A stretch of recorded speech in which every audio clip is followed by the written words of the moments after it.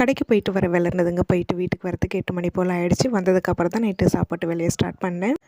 Single கொஞ்சம் பாத்திரம் கிடக்குது. வெற்றிக்குட்டி நான் ஹெல்ப் பண்ணுறேன்னு சொல்லிட்டு அவன் பாத்திரம் தேய்ச்சிட்ருக்கான். அவன் ஃபுல்லாகவே தேய்க்க விட்டுட மாட்டாங்க. சும்மா 1, 2 டம்ளர் சின்ன சின்ன பாத்திரம் தேய்ச்சி கொடுப்பான். அவன் தேய்ச்சி கொடுக்க நான் கழுவி வச்சுருவான் உடனே.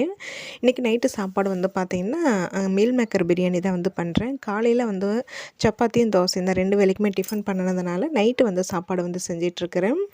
சாப்பாடு வேலையை பார்த்துட்டு அவன் தேய்ச்சி கொடுக்குற பாத்திரத்தை கழுவி வச்சுக்கிட்டே இருந்த ஒன்று பாத்திரம் எல்லாம் விலைக்கு முடிச்சதுக்கு முன்னாடி கடைசியாக கவுண்டர் டாப் எல்லாமே ஃபுல்லாக க்ளீன் பண்ணி விட்டுட்டேன் சமையல் வேலையை பார்த்துக்கிட்டு. காலையில் மதியம் 2 வேளை டிஃபன் செஞ்சேன்னா அன்றைக்கி நைட் கண்டிப்பாக வந்து சாப்பாடு தாங்க. அது இதுமாரி சாம்பார் சாதம் இல்லை அதுமாரி வந்து பிரியாணி எதனாவது வந்து பண்ணிவிடுவேன். நைட்டில் எங்களுக்கு இதுமாரி பிரியாணி செஞ்சு சாப்பிட்றதுக்கு ரொம்ப பிடிக்கும்.